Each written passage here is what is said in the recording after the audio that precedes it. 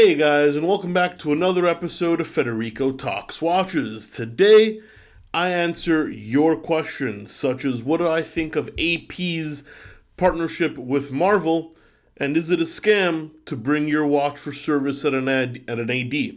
All that and more in today's episode. Now, of course, before we get started though, customary wristwatch check. I'm still in the honeymoon phase with my Piaget Polo 45 chronograph GMT. Absolutely loving this bad boy. And also, a few watches came in at delraywatch.com. We got in an Oris Divers 65 limited edition 4-hood dinky, quite rare, and manual wind. We got in the new version of the Speedmaster Sapphire Sandwich, coaxial box and papers, that one's going to go quick, and a Rolex Explorer 2 white dial. The watch before the redesign, but it's okay because you're not missing anything with the redesign because it's the same watch. All that at delraywatch.com, link in the description below.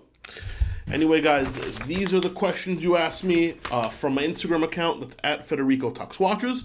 You'll see a Q&A picture pop up every so often, and that is where I answer the questions. Please do not DM me. I just don't check them. But yeah, let's get right into it. The first one is from Charleston Charter Fishing. He says, "Hey Fed, always enjoy the great content." Thank you. Are Brooks Brothers polos your go-to shirt? How many colors do you have?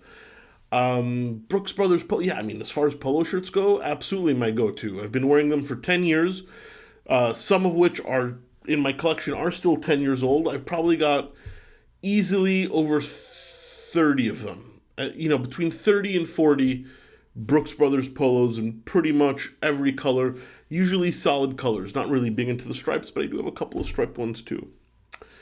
Monty46 says, "Is it ever the right thing to use an AD for service?" Monty, that's a fantastic question. 99% of the time the answer is no, absolutely not. Why would you bring your Rolex for service to an AD when it's $900 when an independent can do it for $400? Why bring your ETA for service at an AD when, well, if it's Arnold & Son, they charge you $2,000, but most people would charge you $600-700 when you can get it for about half of that as well. Just because they're an AD doesn't mean they do good service, nor does it mean you should pay the brand price. There's a lot of good independent watchmakers out there that can do the same quality work. Now, of course, you have to make sure you know a good independent, but on Rolex and ETA and Omega, you should be fine.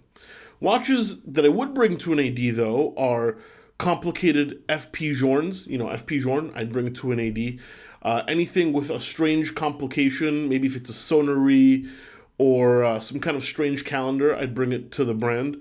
But even a Patek Philippe, a simple time-only movement, I'd bring it to a good independent. Honestly, to service a time-only movement is child's play for a watchmaker. No reason to bring it to the AD unless you need parts. New England Watch Collectors says, "Hey Fed, do you think with the release of the new Tudors, they will start controlling distribution beyond the first few months?" No, they will not. In fact, when Tudor released their new watch, we got about 90 calls at Delray Watch Supply, everybody trying to sell their new Tudor, and because they all felt special that their AD called them, but the AD didn't tell them, they all got a shipment of 200 watches that day. I've never seen watches hit the market so quickly, and flippers trying to flip so quickly, and then being worth about 40% less than what they paid for, once again, so quickly. Tudor is not in the limiting supply game. They're in the unit game. They don't want to be rare. They are Rolex's little brother. Nothing against Tudor, but the whole point of Tudor is to be available, to sell as many as possible. May some watches from Tudor be harder to get in the beginning? Absolutely. Tudor 58, the Black Bay GMT is a little bit harder, but they all come down to earth.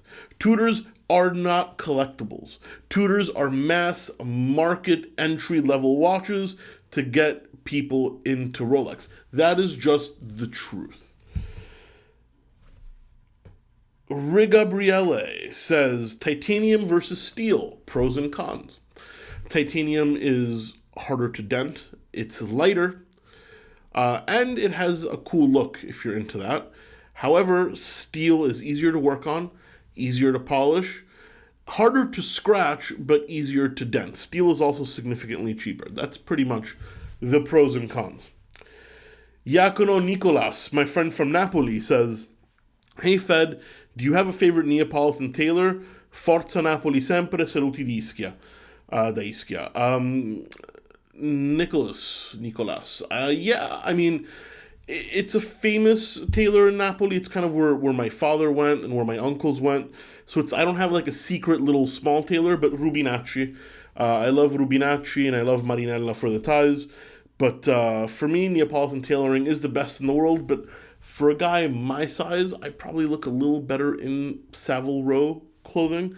But Rubinacci is my Neapolitan tailor of choice. Caravaggio011. Hey Fed, your opinion on the new speedy razor sharp edges, true or false? I'm going to go say false. Yeah, they're sharp, but are they razor sharp? No, I think they're just, high quality, sharp, defined edges. But that's just me. Then last but not least, Samyak08.sj. Hey Fed, huge fan. Thanks, Sam. Hope you're doing good, and I just wanted to ask, what do you think of AP's Marvel partnership?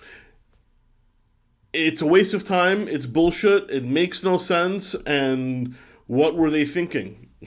Short and concise and straight and to the point, I guess, with that one. Anyway, guys, that's it for today. Please give this video a thumbs up if you enjoyed it. Really does help, and don't forget to subscribe so you don't miss any more content.